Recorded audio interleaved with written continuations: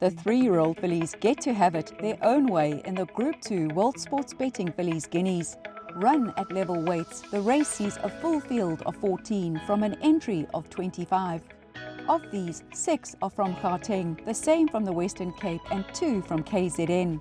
2 stables are represented by couplings, those being Snaith Racing and the newly formed partnership of Mike and Mathew de Kock. They've gotten off to a flying start with their well-bred filly Spumanti Doli, who's a clear favourite here. Spumanti Doli is the half-sister by Vercingetorix to Vodacom Durban July winner Sparkling Water. She looks to be going the right way, having already bagged the Group 2 Wilgeborstrift Gauteng Fillies Guineas.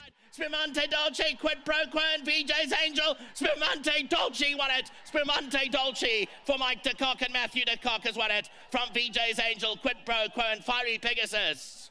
Last time out, she ran second in a Group 1. Now 300 to go, it's still Fatal Floor the leader from Spumante Dolce. White Pearl is down there inside. Let's Go Now is finding a finish towards the outside. Fatal Floor, Let's Go Now, and Spumante Dolce the outside. It's still Fatal Floor who's clear in the Tab Empress Club Stakes from Spumante Dolce. Fatal Floor, Spumante Dolce's one final lunge. Here it comes, Fatal Floor, a length and a half from Spumante Dolce.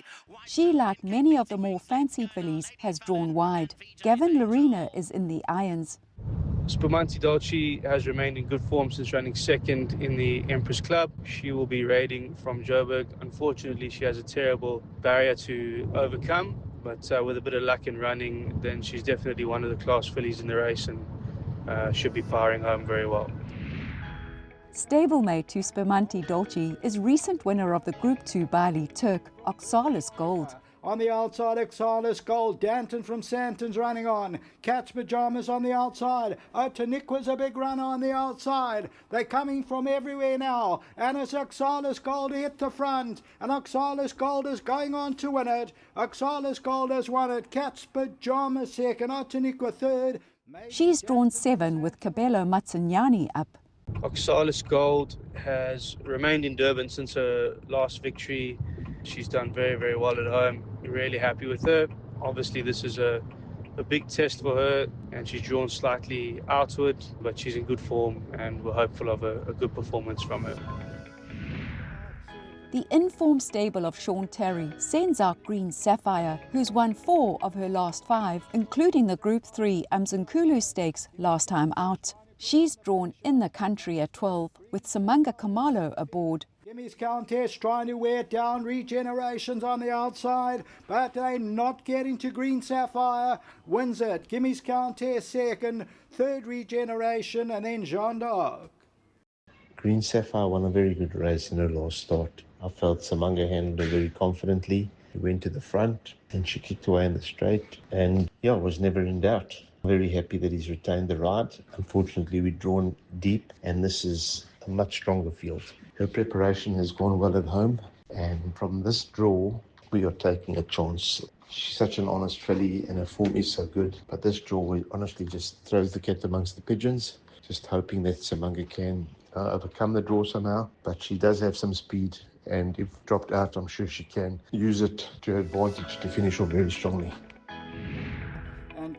Give Me Everything from the stable of Dean Kannemeyer has won her last 4 on the trot, including her first outing in KZN over the course and distance. She's set to keep Spumanti Doli and Green Sapphire company, being drawn widest of all, with Craig Zaki doing duty. But Give Me Everything's putting in a strong claim now, and Give Me Everything's putting it together. Give Me Everything from forward motion, then came She's a Bomber.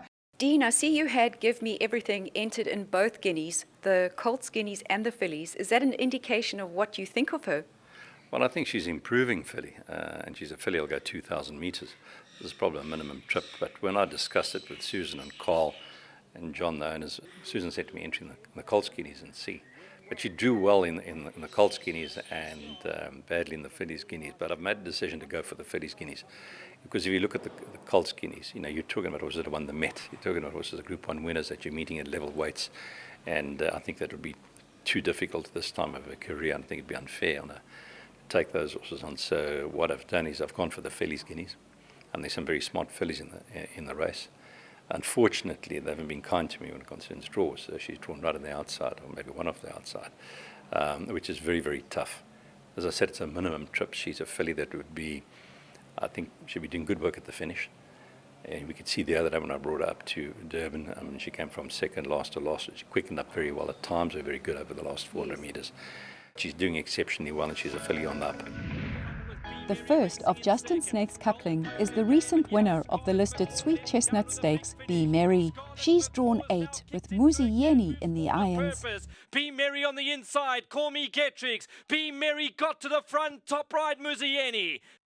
Be Merry is a raider. She's had all the work she needed in Cape Town. She's super fit. Also a tester for me to see raiding from Cape Town, how successful it can be. So this is a good test. Yes, big step up. Last time was well weighted. Everything went away, had a good draw. Here she has a wide draw.